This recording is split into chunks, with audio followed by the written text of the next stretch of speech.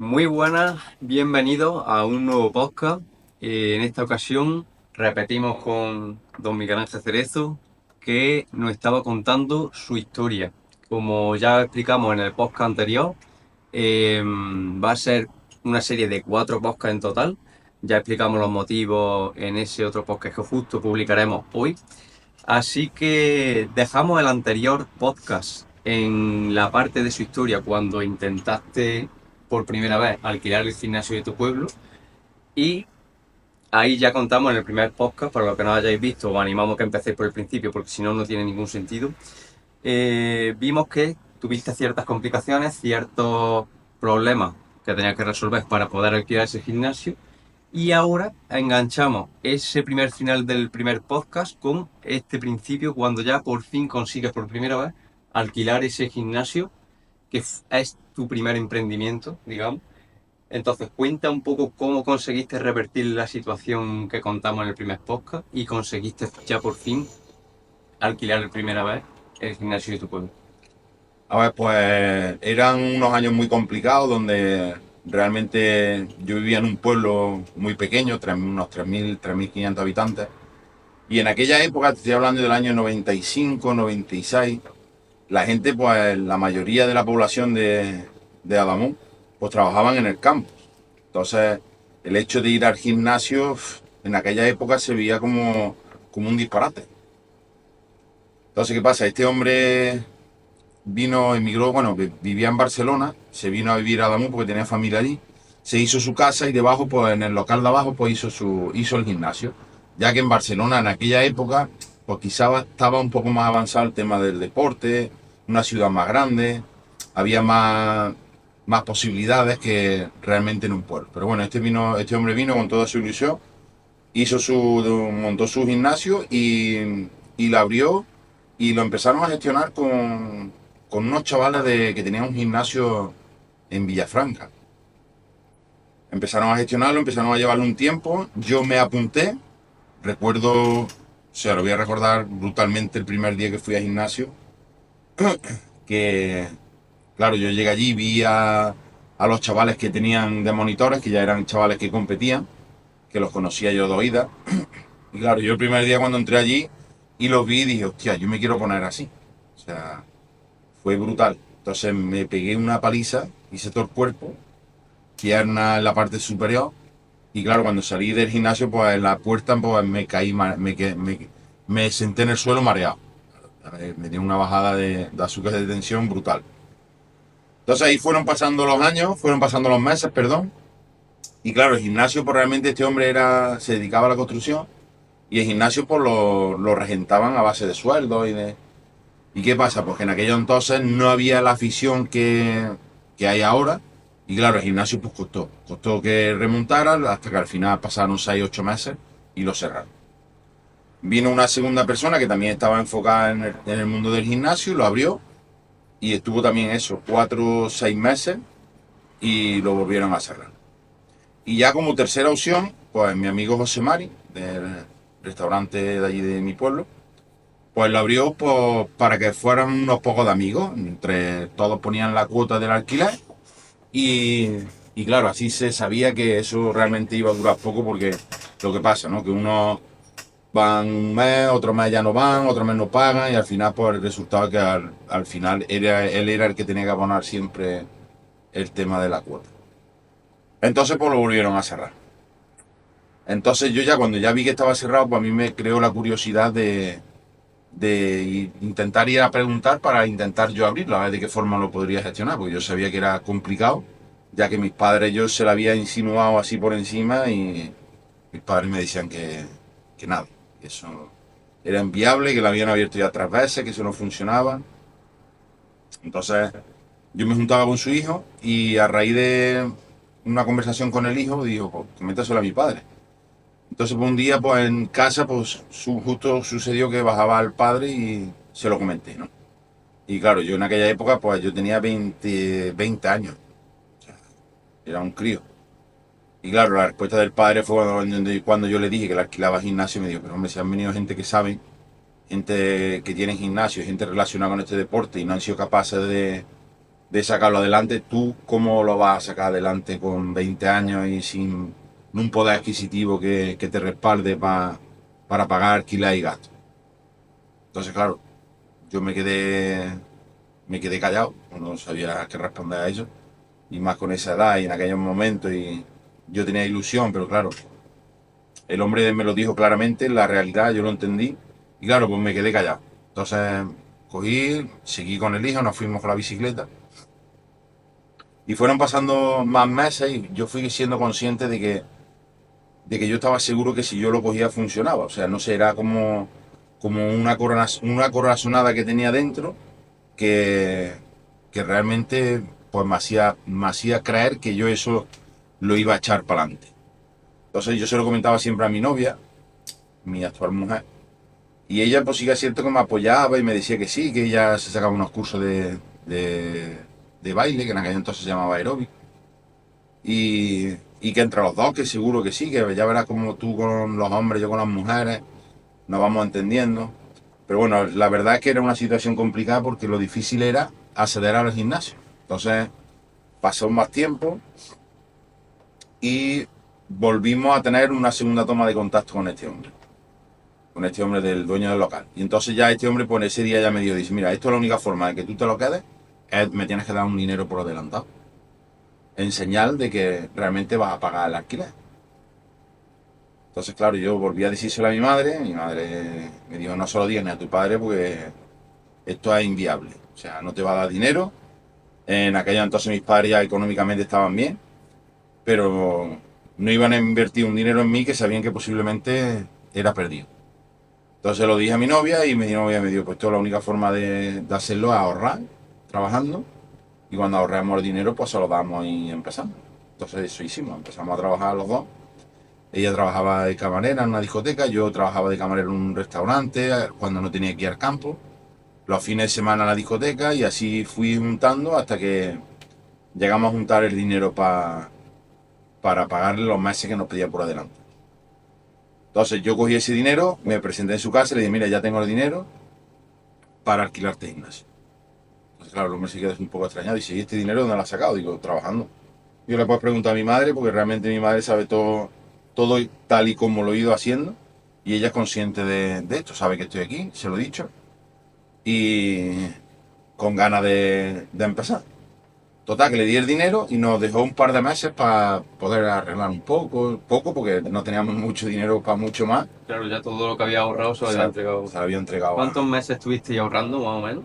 Pues yo creo que 8 o 9 meses. Es para que yo ya lo sabía, pero para que la gente lo sepa, porque me parece un detalle importante. O sea, imaginaros, hasta 8 o 9 meses sin gastar nada, Nada. para ahorrarlo todo y ponerlo Sí.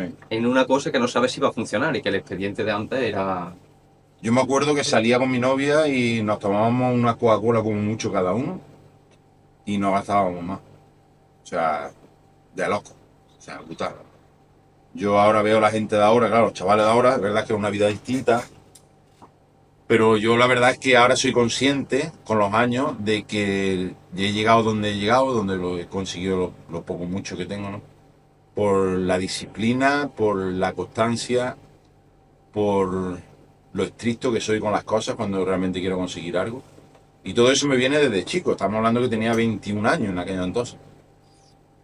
Entonces, pues, volviendo a lo de antes, tuvimos un par de meses ahí para arreglar un poco el gimnasio, pintarlo, nada, cambiarle 4 cosas porque no teníamos dinero para más. Y abrimos. Pues el comienzo fue durísimo. O sea, tú imagínate, recién abierto, todo el mundo en contra mía, pues decía, ¿dónde va el loco este con 21 años? Y esto lo han cuidado gente que sabe, gente de gimnasio y no ha funcionado, mi familia, normal. O sea, todo el mundo, tú estás loco, te vas a pegar una leche, eso no va a funcionar. Y yo ya nada más que por el ruido que había en el pueblo, o sea, yo dije, tengo que hacer algo para que esto funcione. Más presión todavía. Era como que me tenía que demostrar a mí y a los demás que eso iba a funcionar.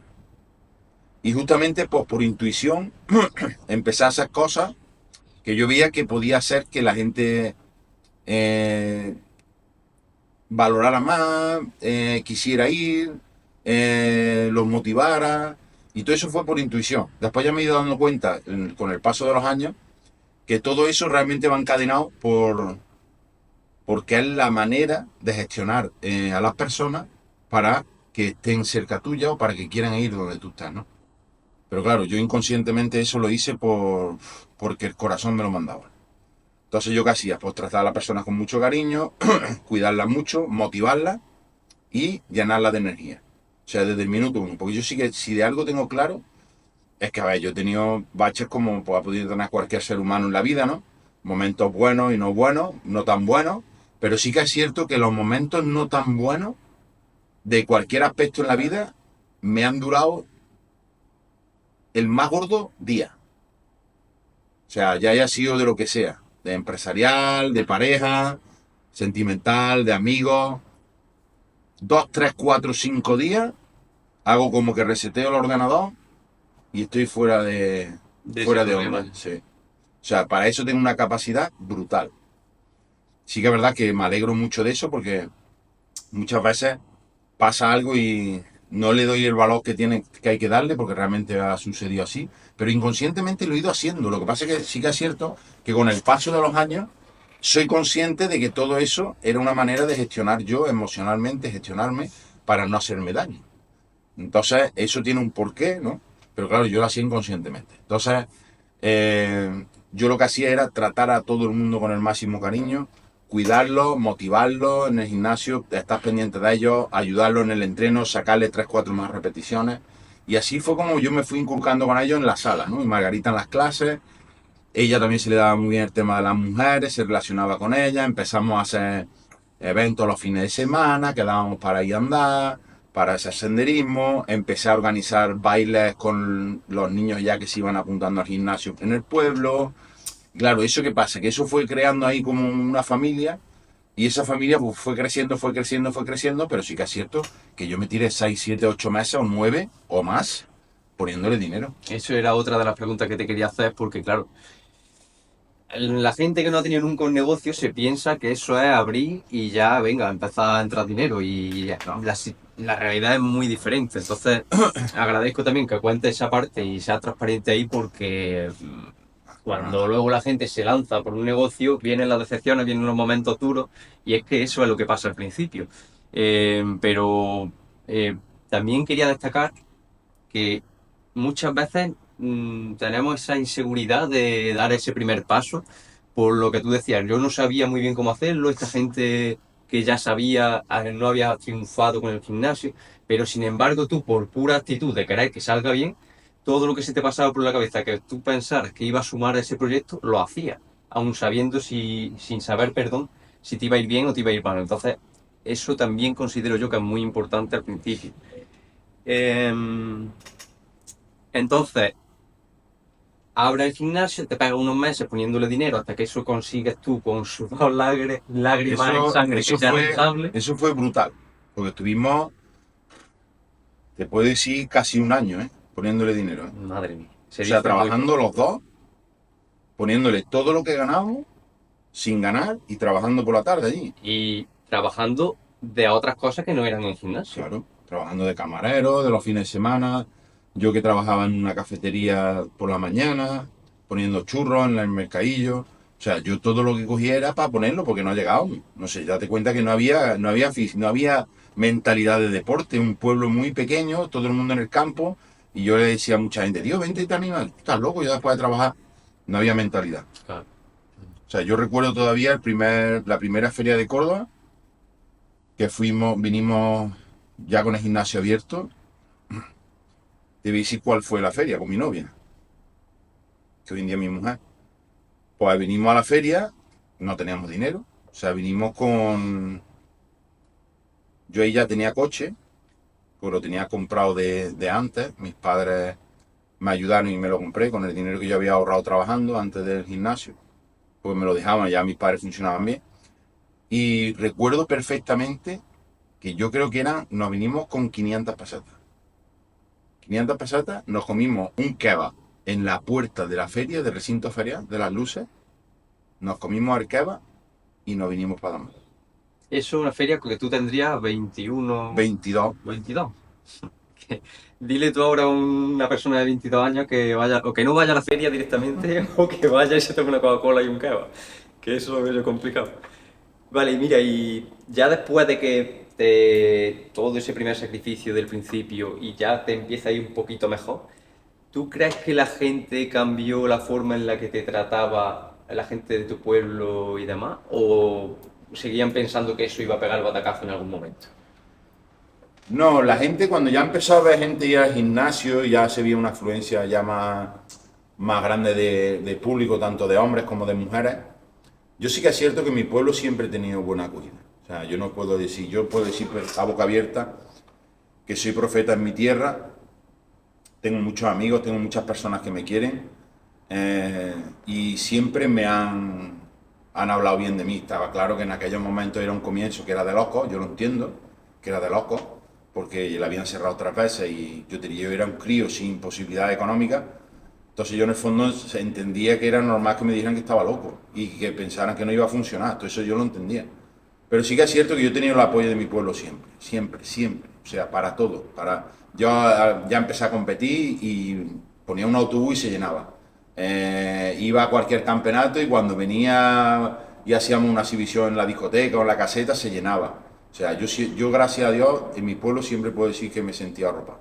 Eso es también muy importante, yo creo, también para motivarte a ti mismo y para decir, joder, por lo menos esta gente cree en mí Sí, y tengo que yo demostrarle que tengo que dar lo mejor de mí. Entonces, esa otra cosa que a mí me gusta destacar cuando se habla de negocios y sobre todo al principio, porque al principio es normal que la gente no crea en vosotros si no lo habéis demostrado nada antes. El ser humano al final es así, pero poco a poco, si vosotros hacéis lo que tenéis que hacer y ponéis la actitud que tenéis que poner, al final la gente os va a terminar apoyando y eso yo creo que es muy bonito también, aparte de sí. toda la parte económica, todo el éxito empresarial y demás, el cariño de la gente yo lo considero también muy importante. Vale, ahí ya has hablado de que comienzas en tus primeras competiciones y demás. ¿Cómo surge esa primera oportunidad de el primer campeonato? Pues yo justamente empecé en el gimnasio y ya me estaba preparando. Tenía claro que quería competir, Desde tenía el claro principio desde que el entraste, principio. hostia, O sea, yo tenía clarísimo que quería competir, tenía clarísimo que quería estar fuerte y sabía que eso a la larga iba a proporcionar al gimnasio más nombre o más, sin yo saber realmente cómo iba a ser las competiciones ni nada, pero yo tenía claro que yo iba a dar todo de mí, o sea, lo tenía clarísimo. Y yo, si de algo tengo es que cuando he hecho algo lo he hecho he puesto el corazón en la mesa. Entonces en ese aspecto lo iba a ser igual y empecé con el gimnasio, imagínate, abrí en 96 y en 97 ya competí, en mayo. joder, madre mía. Vale, al principio me imagino que desde el principio no empezaría a ganar.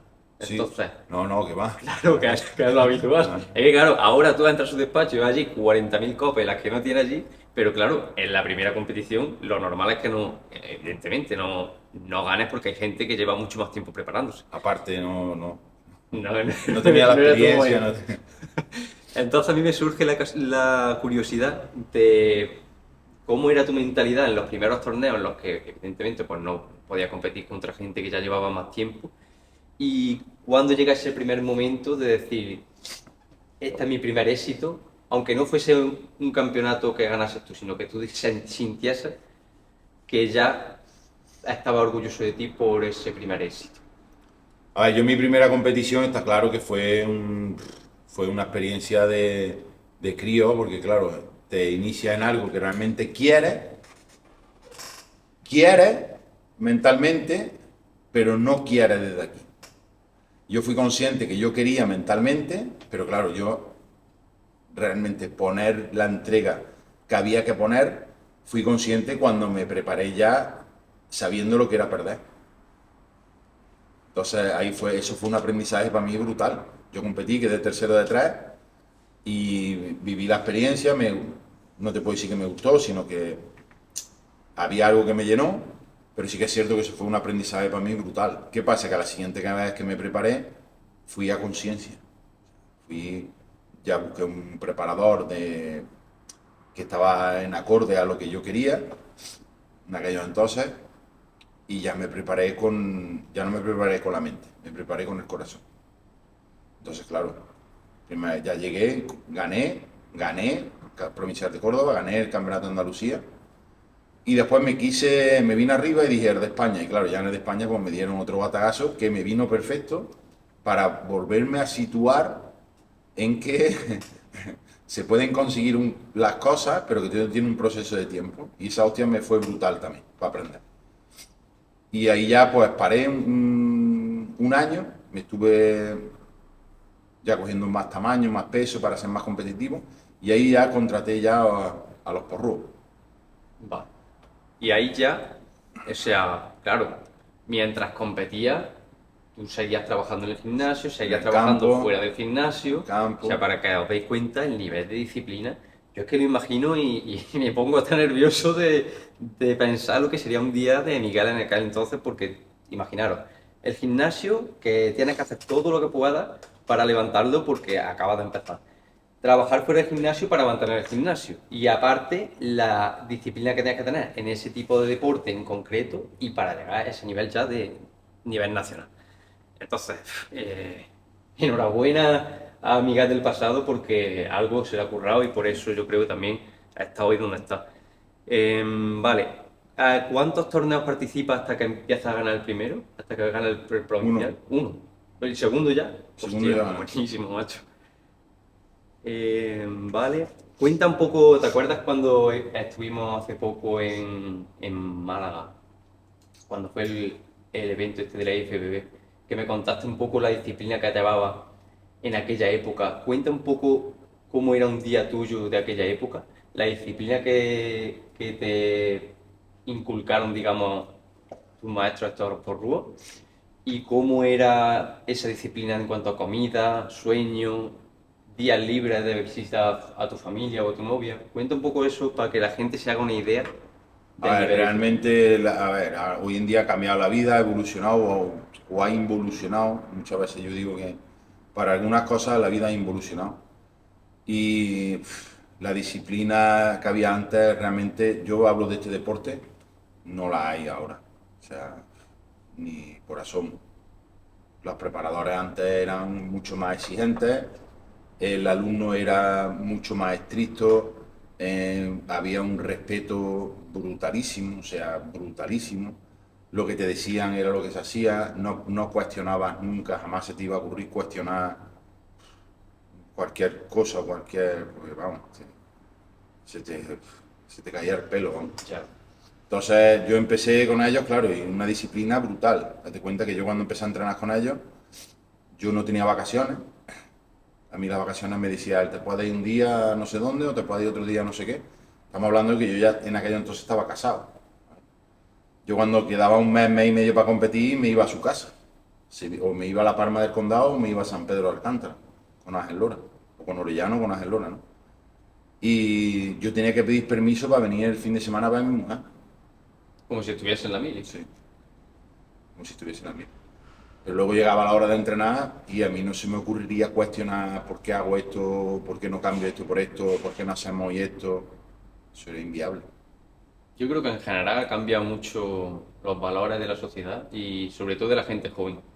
A ver, la gente joven no ha cambiado. Mm. Ha cambiado la gente mayor educando a esa gente joven. ¿Por qué? Porque hoy en día los padres malcriamos, me voy a meter yo también, ¿no? Yo veo la infancia de mi niña, veo mi infancia, y que vamos, que No no tiene tiene nada que nada que ver. ver. Es que no tiene nada que ver. Y el culpable no es el niño, realmente. Los culpables son los padres. Porque queremos dar lo mejor, queremos ser, que no sufran, y que tengan una vida, una infancia muy bonita y realmente eso perjudica al crío. Claro. A la Porque larga. los tenemos tan protegido que realmente él no se sabe mover ante cualquier situación de peligro, de miedo, no se sabe cuestionar. Entonces yo en este aspecto siempre digo que hemos involucionado. Yo veo la vida mucho más fácil, mucho más respetuosa, con más valores antes que ahora. Entonces yo por eso ahora digo, ahora entiendo, muchas veces dice la gente, es que ya no hay casi culturismo, o ya todo el mundo no compite mucha gente, claro. Realmente es el porqué. Se ha perdido la disciplina, se ha perdido muchos valores que se necesitan para llegar a ese físico, a ese nivel, y eso no existe hoy en día. Y es que un deporte tan sacrificado porque hay 24/7, dieta sobre todo y entreno, sueño. También el nivel de vida que hay ahora es muy complicado ahí encajar las piezas para que haya el nivel que había antes. Yo creo que por ahora no creo que se vuelva a ese nivel. Por lo menos por el escenario que tenemos ahora mismo. No. Vale, después de que tú ya abres tu primer gimnasio, que empiezas a ir mejor, empiezas a competir, también empiezas a triunfar en las competiciones y ya empiezas también a crecer lo que es empresarialmente. Entonces, ¿cuántos gimnasios llegaste a estar gestionando desde que abriste tu primer gimnasio? Y cuenta un poco esa trayectoria más del tema empresarial, desde que abres tu primer gimnasio hasta que tú ya pues empiezas a abrir otro gimnasio o empiezas con la nutrición, que también hablaremos de todo eso. Pues empecé en el año 96, fue cuando yo abrí mi primer gimnasio, nada más. Mi siguiente gimnasio, pues yo seguía trabajando en el gimnasio nada más, empecé a trabajar en la noche de portero. Empezamos a hacer espectáculos con los chavales que ya estaban poniéndose más o menos fuertes, te estoy hablando del año 99, que ya competíamos ya con un nivel un poquito superior. Chavales del pueblo ya competían ese año también. Y, y ahí empezamos a hacer un grupo de baile con las niñas y nosotros y íbamos a la discoteca, ¿no? Y una de las veces que fuimos a Mengíbar, a la discoteca 2PR, pues yendo para Mengíbar, que nunca habíamos avanzado tanto por esa carretera para arriba, porque claro, antes no se viajaba como ahora, pues pasamos justo por Andújar y era la feria. Y claro, la avenida de, de la feria era justo a la paralela de la autovía, donde Claro. tengo yo ahora actualmente mi gimnasio más fino, ¿no? Y eso estaba de gente que daba miedo. Suele O pasar en la sea, feria. eso era un botellón inmenso. Entonces, pasamos para arriba y nos quedamos locos mirando eso. Y cuando íbamos para arriba dijimos, a la vuelta nos paramos. Efectivamente, a la vuelta cogimos, nos paramos, entramos a la feria, aparcamos y nos fuimos a una caseta que había de verano, se llamaba Nayat, y entramos.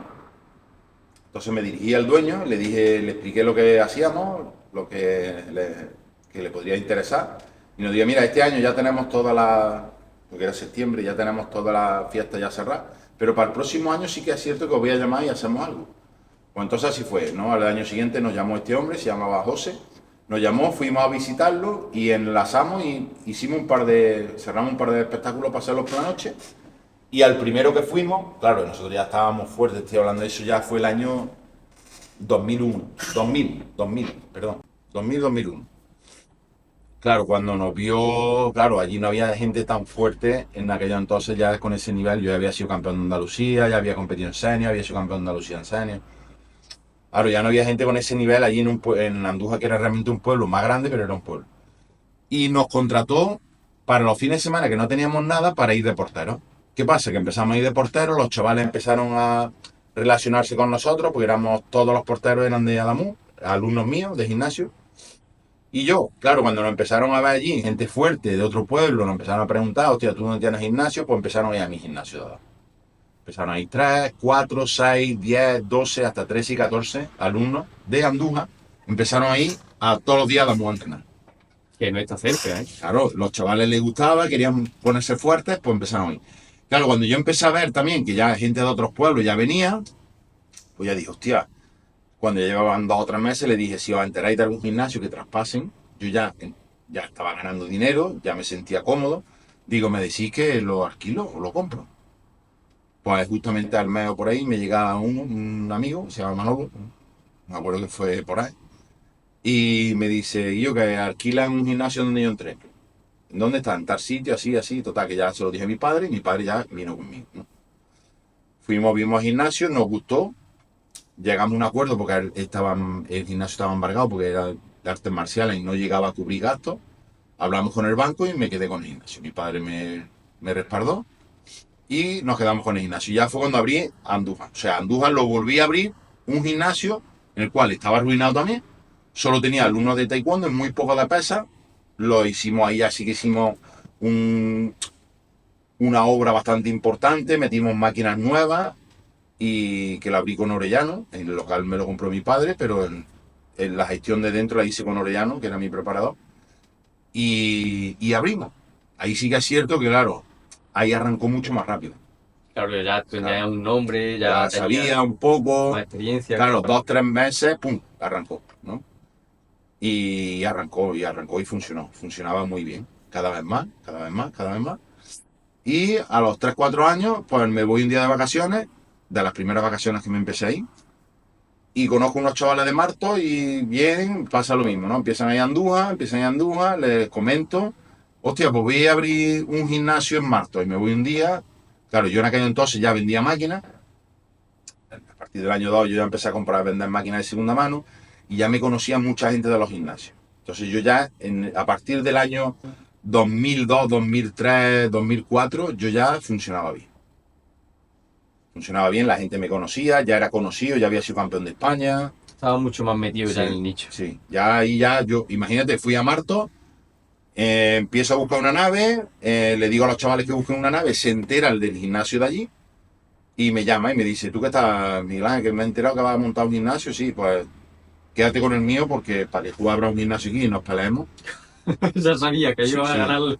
Entonces fui, hablé con él y cuando lo vi tan buen nombre que se llama Manu, que le dije, mira, pues te voy a proponer una cosa que te va a interesar. Yo me quedo con el gimnasio, yo lo llevo, yo lo reformo, yo le meto máquinas nuevas, hago una inversión yo y lo llevamos al 50%. Tú no tienes que trabajar, tú no tienes que hacer nada, nada más que coger el 50%.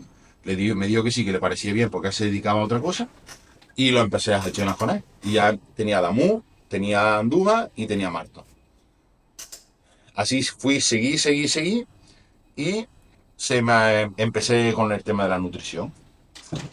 Yo compraba Multipower, una marca que la llevaban unos amigos míos, Raúl y Baldo, y, y ellos siempre me decían, hostia, ¿cómo vendes tanto en un gimnasio? Realmente yo vendía lo que la gente me pedía, porque realmente yo tampoco era de meterle cosas a la gente, porque no me gustaba nunca sangrar a las personas ni a los chavales que estaban en el gimnasio, entonces yo le ponía lo necesario, ¿no?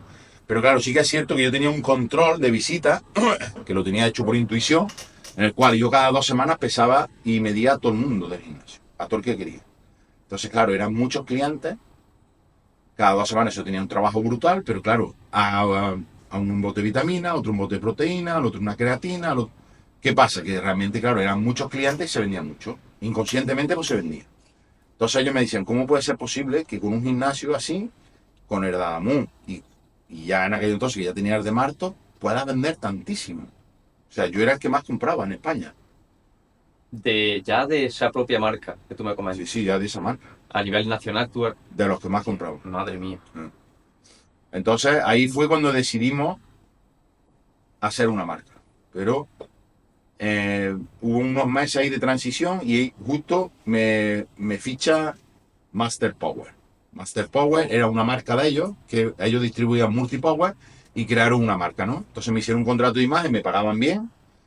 Estoy hablando en aquellos años, yo creo que eran 1.500, 2.000 al mes. Me compraban la ropa, me pagaban los viajes, total, que estaba contento y bien. Y estuve unos meses y justo a los pocos meses me llega Minostar. Aminostar en aquellos entonces era lo que es ahora Amix, que se separaron y crearon Ami y Hernán pues desapareció, ¿no? Pues llegó Amix, Aminostar y me hizo otra oferta, me la mejoró y ya por imagen, por calidad de producto y por todo, pues me fui con ellos, ¿no? Y ya estando con ellos, pues ya me volvieron a atacar otra vez esta gente de Master Power. Me dijeron, hostia, pues esto es una marca, ¿no? Total, que al final estuve 3, 4 años contratado con Aminostar. Ya tambaleó por el tema de la situación, que hubo ahí un problema realmente de matrimonio, que se separaron y ahí ya fue cuando... Problemas personales que afectan al negocio. Y ahí ya fue cuando ya decidí montar reloj, ¿no? Montamos reloj entre los tres y claro, yo saqué la marca con ellos porque fue cosa de los tres. Pero claro, yo en cuanto que salió, yo ya económicamente ya vendía muchísimas máquinas de segunda mano, muchísimo. O sea, pues sí que mi negocio fuerte era la venta de maquinaria de segunda mano. tenía unos contactos muy buenos, un Tecnogym con Matrix, incluso Life Fitness. Y claro, sacábamos mucho producto, mucho material. Entonces, claro, yo ya económicamente funcionaba bien y claro, yo quería que la marca fuese mejor. Entonces yo le hice a ellos una propuesta, pero claro, me dijeron que ellos no podían invertir eso, entonces lo que hice fue comprarle la marca a ellos. Y cuando yo le compré la marca a ellos, ya fue cuando yo ya cambié todo el producto, cambié el etiquetado, cambié el bote y saqué una marca premium al mercado. Esa fue tu primera marca, que era De nutrición. Reloa Nutrition. A raíz de Reloa saqué ProLife, que era una submarca, y ya sacamos otra cantidad de productos brutales. ¿Qué pasa? Que justo eso yo monté una tienda en el centro comercial El Soco. Allí había antes un gimnasio que se llamaba Fitness Fair y era un gimnasio más potente de Córdoba en aquel entonces. Entonces le pongo la tienda al lado. Es cierto que empezamos y se vendía muchísimo, muchísimo. Viendo lo que se vendía, abrimos otra tienda en Medina Sara. Y ya en ese tránsito de la tienda me contactan unos señores de aquí de Córdoba para proponerme abrir un gimnasio en Córdoba. Y yo ya tenía ganas porque ya estaba creciendo, económicamente estaba bien y yo quería expandirme a Córdoba. Entonces mi idea era abrir un gimnasio en Córdoba. Pero claro, no de las dimensiones que se llegó a abrir. Claro. Porque yo lo quería abrir solo, un gimnasio de unos 1000 metros. Y llegamos al final a un acuerdo y abrimos Vital Wellness Club en Las Quemadas, que eran 3000, yo creo que eran 4000 metros de gimnasio, con una inversión de unos 5 millones de euros. ¿En el año? En el año 2009. 2009, 5 millones de euros la inversión, ¿eh? Sí. Haceros la idea. Hicimos la obra, hicimos la obra, dejamos el gimnasio completamente como queríamos y abrimos, ¿no? Ahí abrimos con una cantidad de socios brutal. Entonces me acompañó la empresa que realmente me estaba enseñando a mí a cómo ganar más dinero con el tema del asesoramiento del gimnasio y fue un triunfo, o sea, fue brutal. Teníamos 4 o 5 mil socios en la apertura. O sea, qué brutalidad. Sí, una brutalidad. Eso fue brutal. El gimnasio era una brutalidad. Estoy hablando en aquellos años. El año 2009 era el mejor gimnasio de Córdoba y de los punteros de Andalucía. Tenía un spa que era brutalísimo. Tenía cafetería, tenía peluquería, gabina de estética, tenía piscina climatizada, restaurante, una sala montada con Tecnogym brutal, con la llave, con el Wellness System, cuando en aquel entonces ya se movía muy poco eso. O sea, eso fue espectacular. ¿Qué pasa? Que realmente pues yo me movía con mis demás negocios y pusimos también ahí una tienda, se vendía también muchísimo. Y a raíz de que las tiendas empezaron a vender, yo todo eso lo tenía redirigido al banco, con todo ingreso por banco, porque realmente mi intención era hacer franquicia de la tienda. Entonces yo iba pensando una cosa, iba haciendo otra, me iba moviendo en otra, y sí que es cierto que he tenido varios campos siempre, la nutrición, las máquinas, el gimnasio, ya empecé con el tema de la asesoría.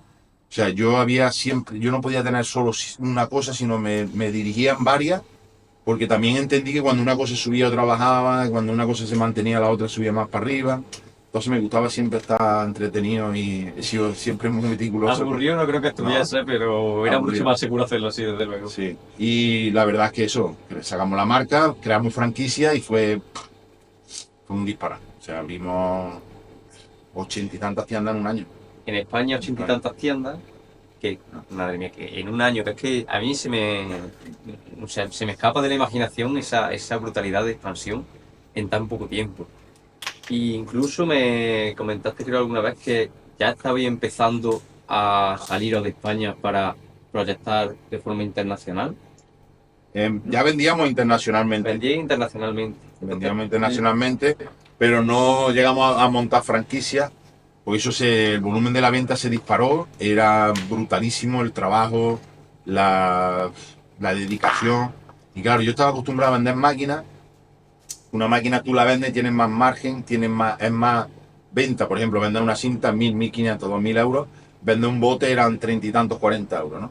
Entonces había que mover mucho producto para ganar dinero. Sí que es cierto que se movían cantidades muy grandes, pero claro, me fui dando cuenta de que hacía falta mucha gente para mover mucho producto. Claro, y ya era un paso mucho más arriesgado. Entonces También con el gimnasio abierto. fueron pasando los años y sí que es cierto que lo tenía como otro negocio, pero me quemé porque había que mover tanto, había que tener tanto estocaje de todos los productos que yo vendiendo máquinas, yo ganaba mucho más. Tenía menos problemas seguramente.